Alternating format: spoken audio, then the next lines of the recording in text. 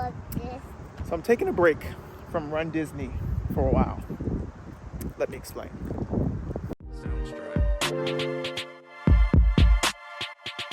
Welcome back to the channel. This is Disney Fit Dad here. And yeah, you read the title. I'm taking a break from RunDisney. And why am I doing that? It's because it's time for me to start a new journey.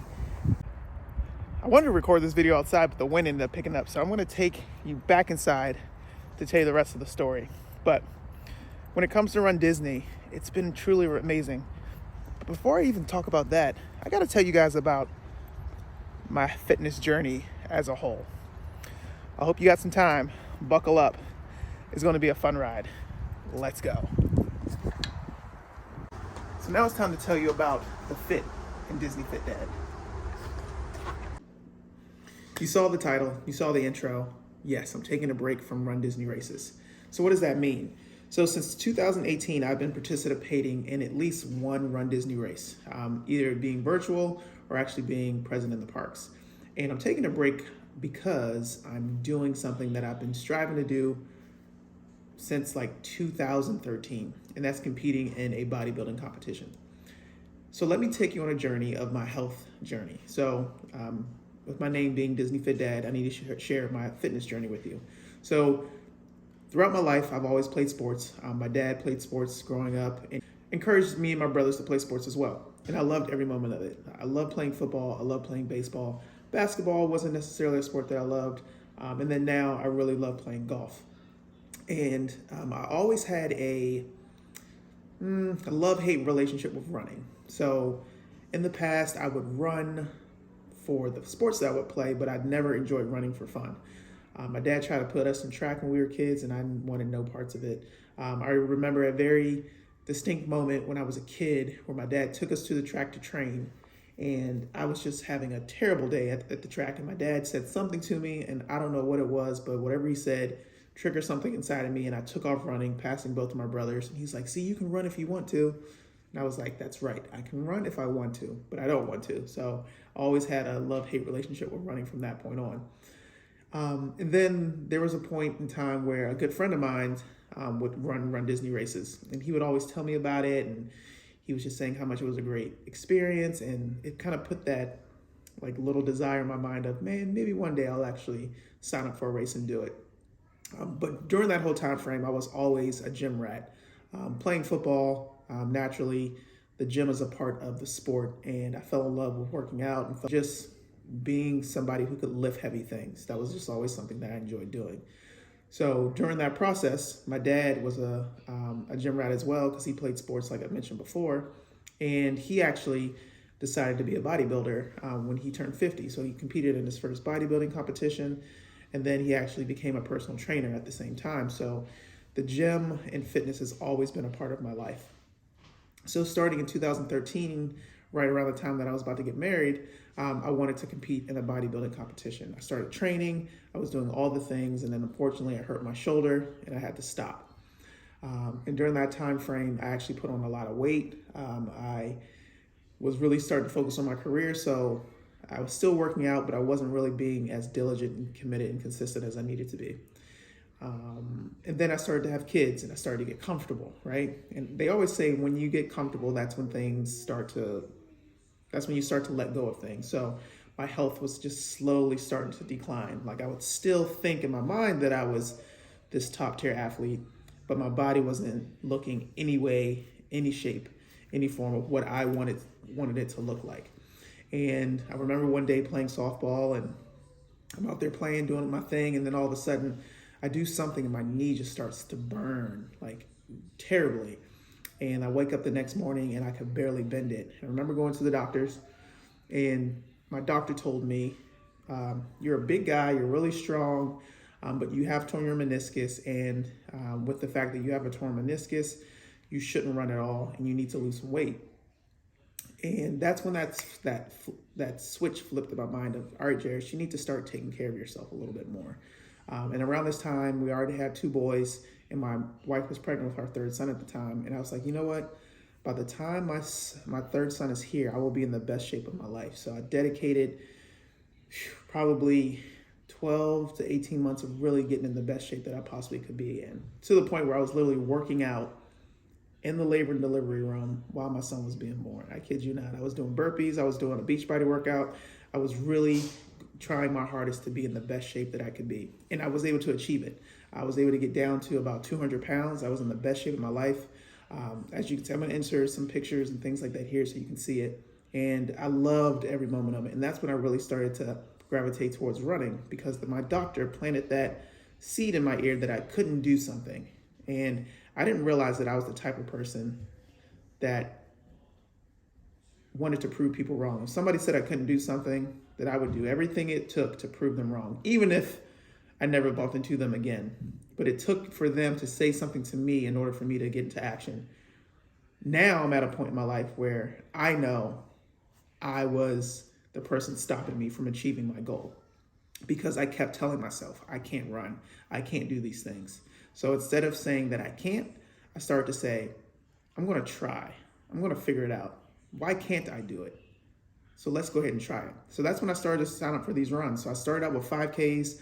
I would start out with the summer virtual series. I remember the first series that I ran was the Marvel series, and I thought the medals were amazing. I was like, you know what?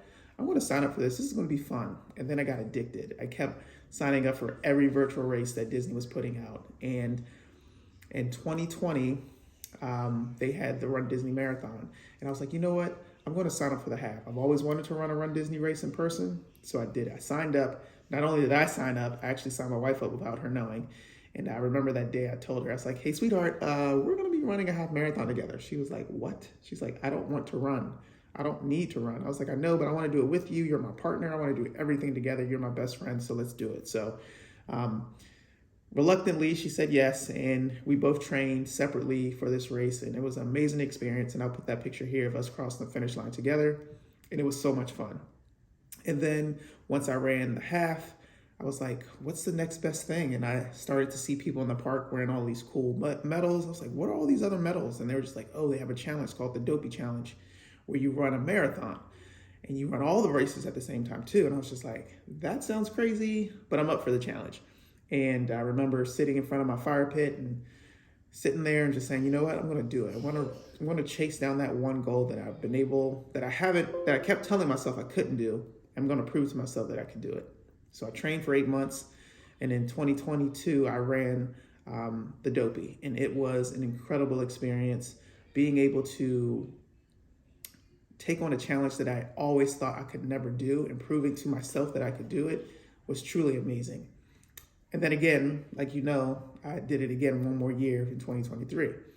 So that's my whole health journey as a whole. During that time, my weight has gone up some with the pandemic and being in the house and being devastated by stuff. But this isn't the first time I decided to do a bodybuilding competition. As I mentioned before, I did set out to do a bodybuilding competition in 2013. And then I also wanted to do it in 2020, but unfortunately the pandemic stopped me from doing it. And during that time frame, I put on I gained about 30 pounds of the 60 pounds I ended up losing, and that's where I currently am right now. I'm about 240 pounds, right? And when I saw my wife set out for her goal of competing in her first bodybuilding competition and seeing some of the people on stage and just exposing myself to that environment, it made me realize, like, man, I can do this.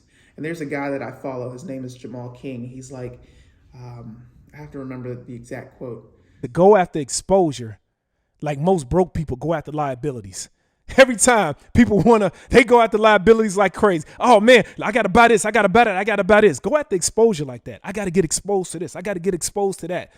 Anything and everything you want to know in life, somebody's already doing it. Just get exposed to that person and to the way they do things, and watch how your life change. The more you expose yourself to something, the more likely you're going to want to start doing it. So that was one of my words for 2022 was exposure. So being in that environment and seeing what it takes to do it with my wife and the preparation that she was able to do, I was like, you know what? After I run this last Dopey, that's what I'm going to do. So that is the announcement. In October of 2023, I will be competing in my very first bodybuilding competition. I'm super excited. I'm super nervous, but I know I can do it. So there's 3 things that I know I have to do in order for this to happen. Commitment. I have to be committed to the goal that I set. So I've already said I'm going to do it. I've already got my coaches. I have my nutrition plan. I have all the workout stuff. Let me show you what I'm talking about. What do I mean by workout stuff? This is what I mean by workout stuff. So during the pandemic, my wife knew that I love going to the gym, but she didn't want me to leave the gym. So in 2020, she let me build this. This is our home gym. This is the place where I've been spending a lot of time. And this is where my wife has spent a lot of time working on her body and getting it in shape for her competition. And trust and believe I will be spending lots of hours in this gym and then also at LA Fitness. That's a gym that's close to my house that I'll be training at. Because I just don't have enough weights from a dumbbell perspective and maybe from a barbell perspective for some of the exercise that I need to do. But if I know I don't have to go super heavy, I can do it right here in the comfort of my own home, which is awesome. So yeah, that's the journey. I've already started. I'm in week 1 right now, and I'll be bringing you guys along for the entire journey, from my workouts, the things that I eat, to all the different training sessions that I have to do, to talking to coaches, all that fun stuff. So I hope you guys are excited for this journey. This is the fitness part of the Disney Fit Dad journey. You've already seen the Disney part. You're going to see a lot more of the dad part as well. But that's what this channel is all about. It's about doing the things that you love. I love Disney. I love fitness. And I love being a dad. So there's 2 things that I always say in my life, and I'm going to make sure I start saying it here on these videos as well. Make sure you add value to the people you come in contact with, right? What I mean by value, leave people better than you found them. And the other thing I always say is win the day in every way.